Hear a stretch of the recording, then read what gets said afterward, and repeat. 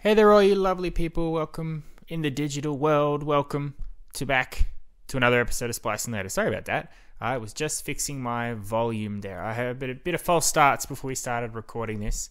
You know when you're recording something or you're doing anything and you've got something in your mind that seems to tell you something's not right? Yeah, luckily that happened for me. I was about 3 or 4 minutes into recording when I was like looking at the I'm not a technical person, the sound quality or whatever of this thing. If you're new to this, you may be wondering, what the hell? What is this guy talking about? And yeah, fair. And it just didn't seem right. So then I played it back and I sounded like the tiniest little mouse. Something was up. So I hope I fixed it. Seems to be going all right. I'm going to pause for a second, check. I'm back. It's working. Yippee-ki-yay. Welcome back. It's another week here on Spliced and Later, so it's time for another movie review. And once again, we are reviewing something that not a lot of people are really clamoring for me to talk about at the moment, especially if you live in America, because of two fronts. If you live in America, movie's already been out for a month. You've probably already seen it, talked about it. If you're a fan of this group of wacky heroes, you would have seen it opening day. If you've never liked them, I doubt you've changed your mind seeing trailers for this movie. Or you're here in Australia and the movie's just not out yet. It does come out later this week though. So if you are thinking about it and you want some convincing, you've come to the right place. So much like Haunted Mansion, I saw this a few days ago and I didn't rush out the review. I thought I'd let it sit with me for a bit. Not for the negative reasons of Haunted Mansion where I just didn't want to do it. I just felt like, I had a good time. It was enjoyable. I've got some stuff to talk about. But staying up late at night to drop it onto a YouTube's or Spotify where it'll already be buried under all the other Ninja Turtle reviews out there, or someone making another video of why they hate that Spider-Man racist fan film thing. So take your time, and I'm sure all of my regular listeners, all 3 of you, are pretty excited to listen to this. Or not. I don't know. And I really don't care because I'm going to talk about this stuff anyway. Today we are reviewing Teenage Mutant Ninja Turtles, Mutant Mayhem, an animated movie from the mind of the wacky Seth Rogen, and yet another film in the ever-growing franchise that is the Teenage Mutant Ninja Turtles, a franchise that evolved from a comic book to be live-action movies with people in rubber suits, animated films, animated TV shows, live-action TV shows of people in rubber suits who fought alongside the Power Rangers, new comic books, a whole bunch of stuff. Ninja Turtles is pretty awesome. I think a lot of people can agree on that. Before we get into this review, a bit of backstory for me regarding the Ninja Turtles. I have always liked them. I think you'd be hard-pressed to not like them. Like, even my mother, I was talking to her about how I saw it, and she was like, would I like it? Because I always liked the Ninja Turtles. Because the Ninja Turtles are a very, very good thing for all ages, I think. If you're a kid, there were Ninja Turtle media, which was nice and safe and family-friendly, and you could have a good time with those wacky turtles with their extreme personalities, fighting the evil Shredder and rhinoceros warthog men and aliens from outer space with their lovely rat master Splinter and April O'Neil and Casey Jones and all of those people. Or you can be a hardcore fan that watches those movies from the 90s or reads the comics where Raphael nearly dies once every week when he's off fighting the Foot Clan on his own because he's just so arrogant, leading to some pretty hardcore, almost death. I believe there's one issue where Leonardo was beaten within an inch of his life on his birthday or something like that. I can't quite recall. But it can get pretty dark, pretty violent. So the Ninja Turtles manages to be something for everybody and balance all of those things, I think. Now, I obviously grew up with the Ninja Turtles, as I'm sure most of people, everybody everywhere did. But I was never a turtle maniac or anything. I'm aware of them. I had my favorite turtles. I liked certain aspects of the franchise, but I wasn't consume all Ninja Turtles content, live, breathe, sleep, shit, turtles, like some people I know. Which is totally fine if you do.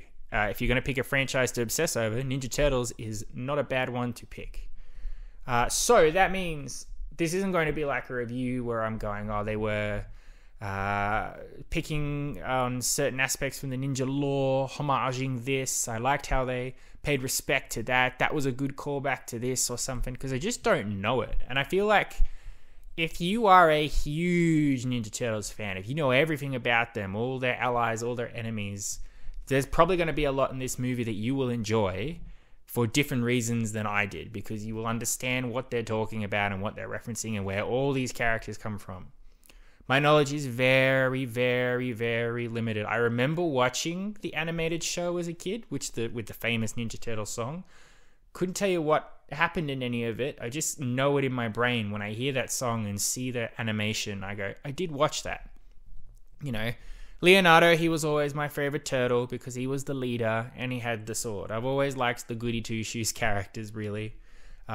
Though in today's society, I think I gravitate more to Michelangelo, just because he's just such a guy. I think he's not particularly talented or smart or arrogant or anything. He's just a chill dude who likes pizza. And you know, I like to think that I'm a little bit like that, maybe, with aspects of anxiety that none of the turtles suffer from, so I can't really compare to that. But yeah, Leo was always the guy. I knew about them in Splinter and the Rats. I kind of knew that they maybe shared an origin story with Daredevil. I knew of Shredder, Rokusaki, and the Foot Clan. And I knew of some other aspects, Bebop and Rocksteady. I know of Krang, but until recently I did not know Krang was an alien or anything like that. I thought he was just a green blob man. But apparently there's a lot more to Krang than I was privy to. So apologies to all the Krang enthusiasts out there. You know, I knew April O'Neil. I kind of knew Casey Jones. I watched some of the later animated show in 2003 because I was probably the right age for that. But it was on Cartoon Network or whatever, on different places where I couldn't have access to. And this is before the internet, so you couldn't watch this whenever you wanted. And it just seemed a lot, really. But I did watch any of the movies that came out. I got the live action movies from the 90s. I've got them on DVD. I watched the animated movie that came out in 2007, and then I watched those Michael Bay-ish adjacent films in the late 2014, 2016. And look, cards on the table, I don't hate any of the movies. There are some that are better than others. I think the animated one, TMNT, is probably the gold standard. That'd be the one I would recommend if I want someone to enjoy a Turtles film and get what the Turtles are about.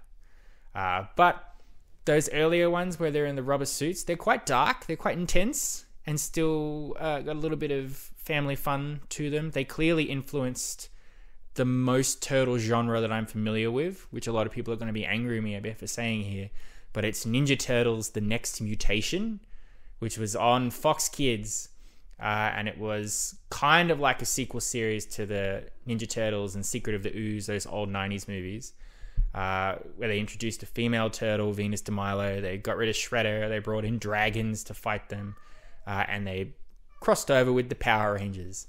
I believe it's hated, but I honestly, that was the Turtles I grew up with, so I like it quite a bit.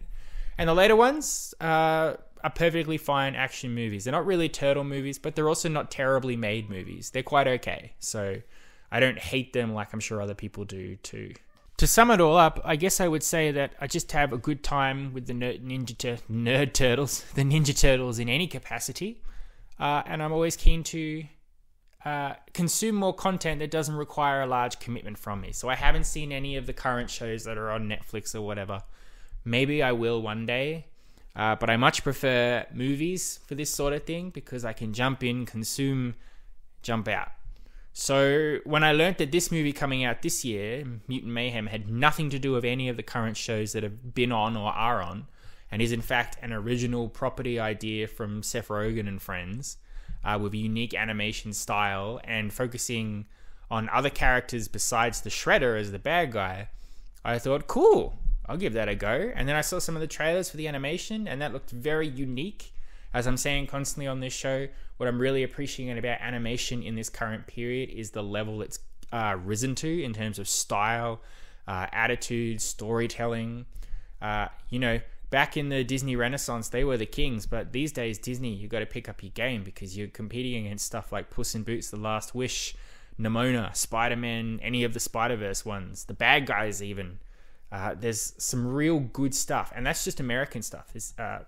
Studio Ghibli's been kicking it for years. So a new sort of animation style combined with a new interpretation of the Turtles, pretty keen to see. Disappointed to find out that we would be getting it later than everybody else, and then stressed when the strike happened because I was like, will we even get it? And then we did. That's the end of that story.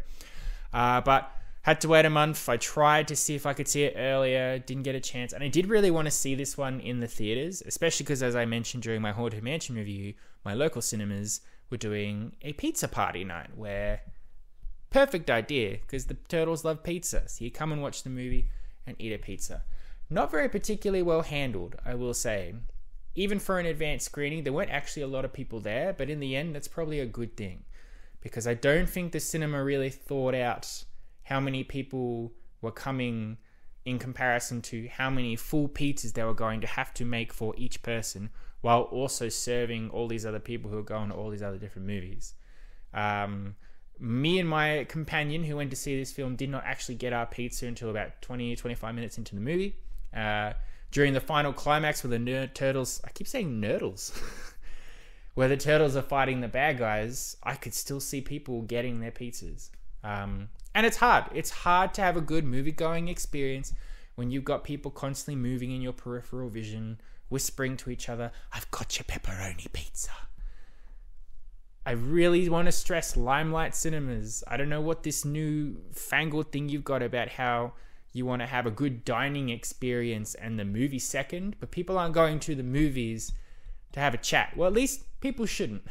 People are going because they want to see a movie and they want to have a good time watching it. And when you've got people running about and pizzas coming to you left, right, and center and buzzers going off, it makes for a bad movie experience. But it's a small nitpick.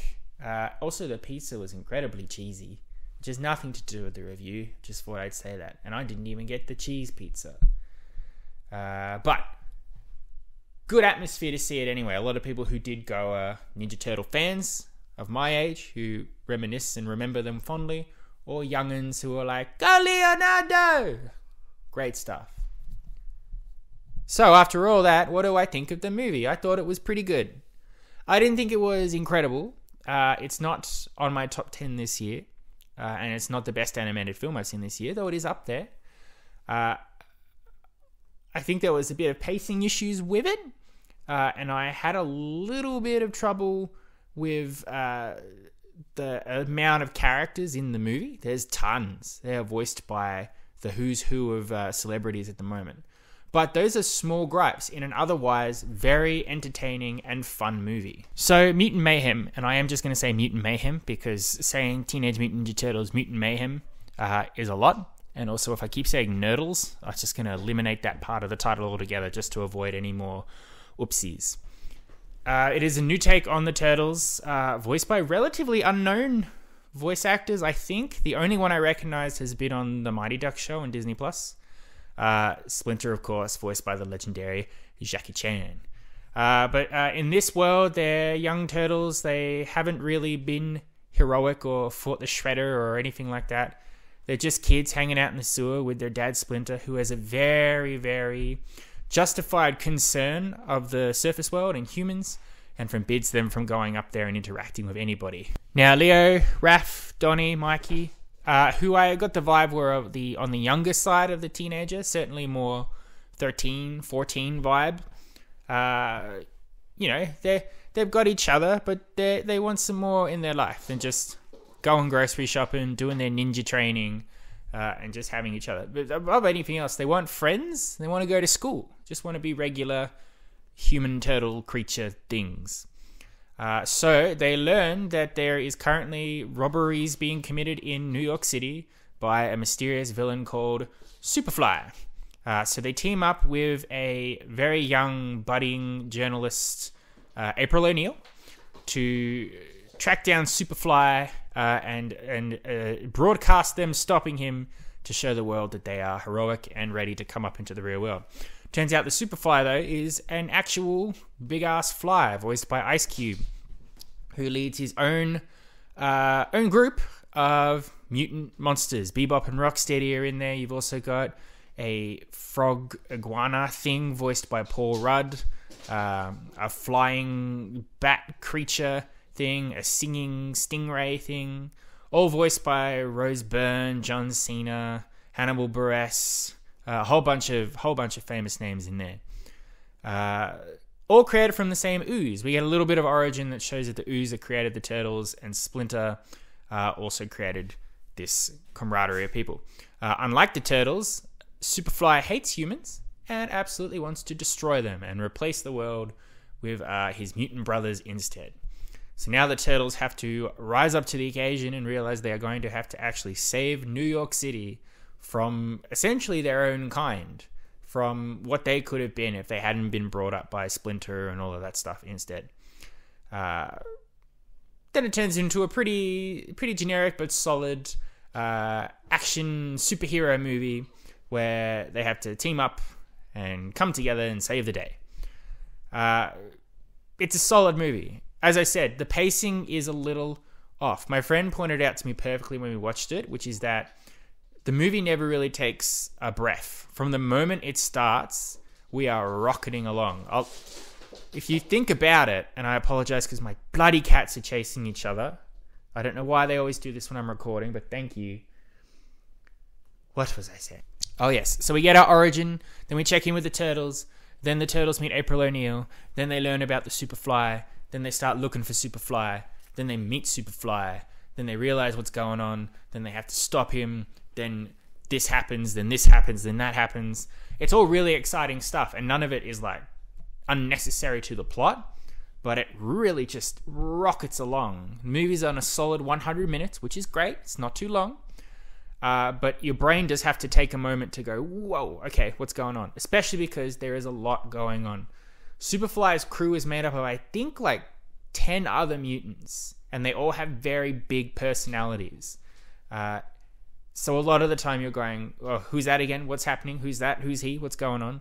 Aside from that, you've got an evil, sinister corporation that want ooze and stuff for their own nefarious purposes. You've got Splinter's story about how he's desperate to keep the Turtles away from the surface world, but he feels like he's losing them. So he's trying to be the cool dad, but he can't get out of his way.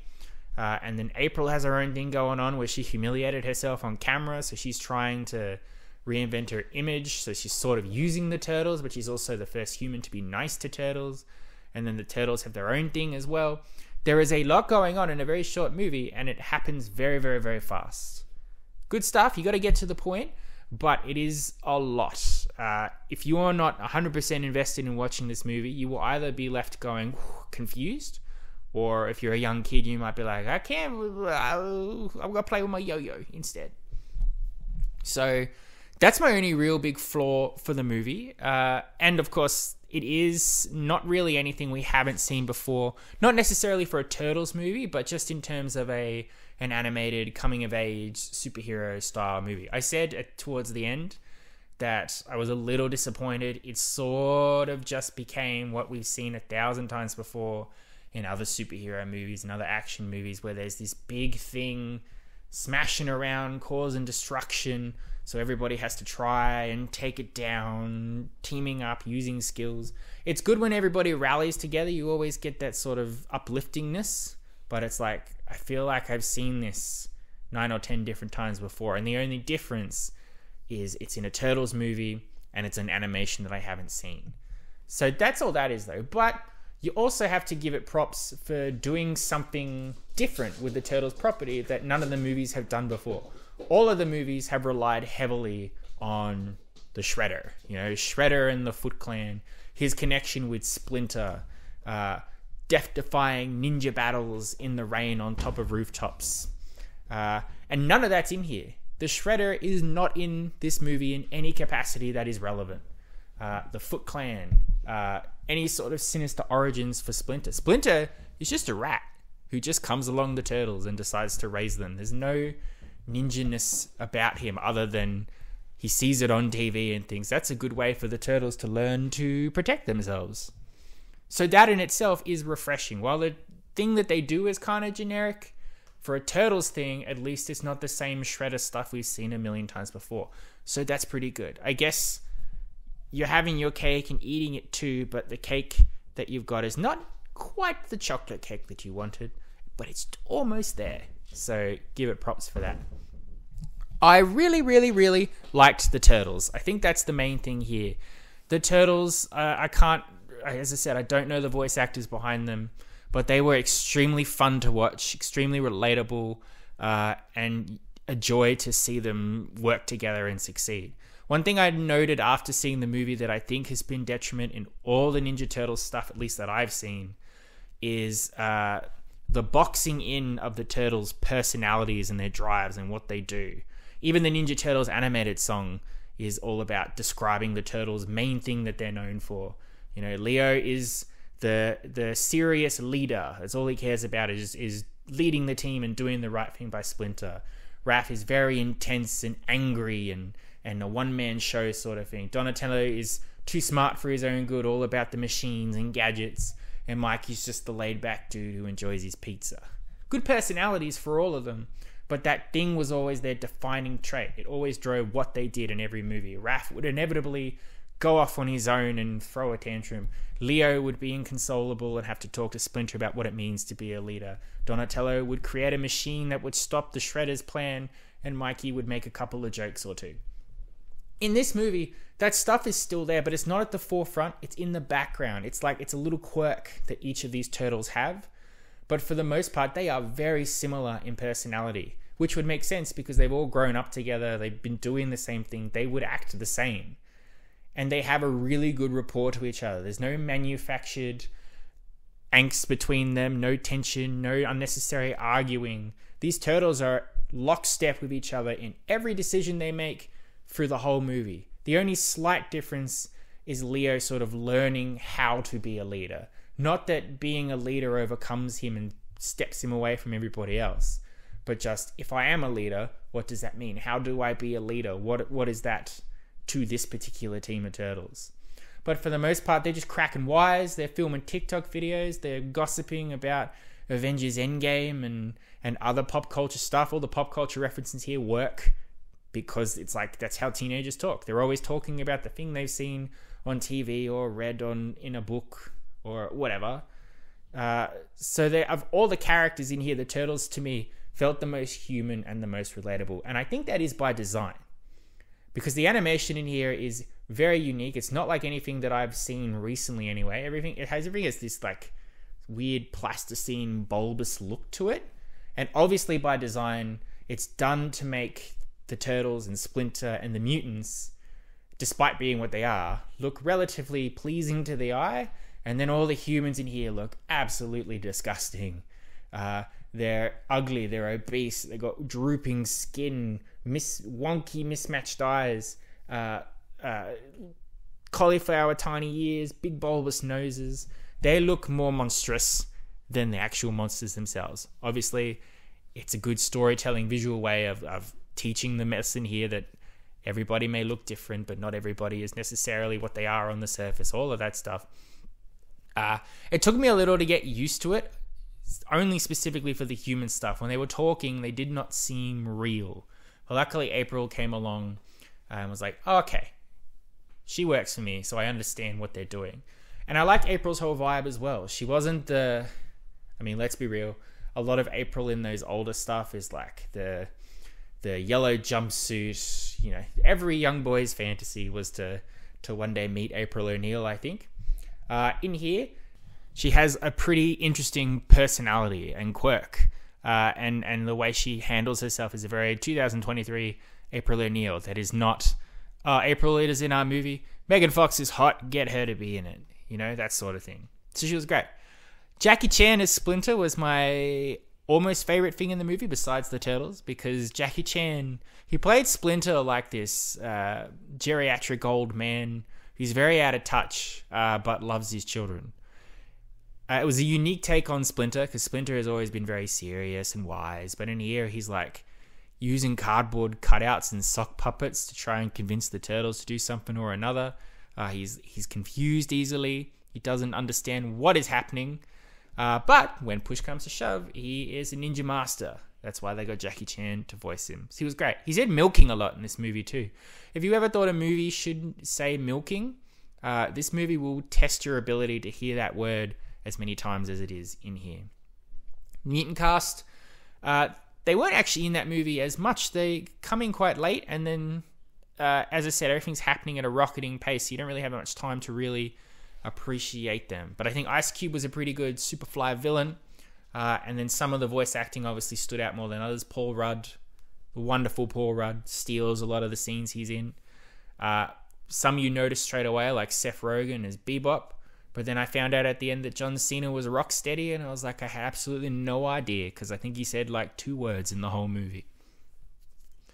Overall, Teenage Mutant Ninja Turtles Mutant Mayhem is a great time. It is another step up in animation style and using animation to tell stories that are for everyone, not just children. It is a refreshing take on the Ninja Turtle lore that relies on other aspects of their canon rather than just Turtles versus Shredder. A very wonderful look at what it is to be a teenager in 2023, encompassed by the Turtles characterization in here. Very exciting, lots of fun, lots of gags, lots of action, just very, very, very, very, very stuffed. A lot going on at breakneck speed, lots of characters, so it does overwhelm you a bit. But of all the movies that are currently out after the Barbenheimer stuff, this is the one I would recommend the worst. Sure, you got Jason Statham running away from a shark, if that's even still in the cinemas, I have no idea. Or you've got the corporate garbage dumpster fire that is Haunted Mansion. So check this one out when it is out here in Australia. You probably already saw it in America, so you don't need to. Anyway, whatever. I give it a good solid 8 out of 10. Fun time, definitely. Thank you very much for listening. I hope you've enjoyed. I will be back next week for a usual reviews. 2. 1 for a movie that actually comes out next week, so it won't be something I'm talking about a month later, and 1 that came out a month ago. So much like this, you've probably already seen it, although I don't know. According to the box office, maybe no one saw it, but I will be seeing it. What are those movies? Well, you'll just have to tune in next week to find out. Otherwise, thank you very much for listening. I hope you've enjoyed, and I will see you on the next Spliced later. As always, I do really appreciate everybody listening to me, sitting here while I vomit words at them. Whether it's technologically savvy or not, it's not. I enjoy doing it, and I enjoy the idea that some people are listening and having a good time. So, cheers, cuz. Thank you very much.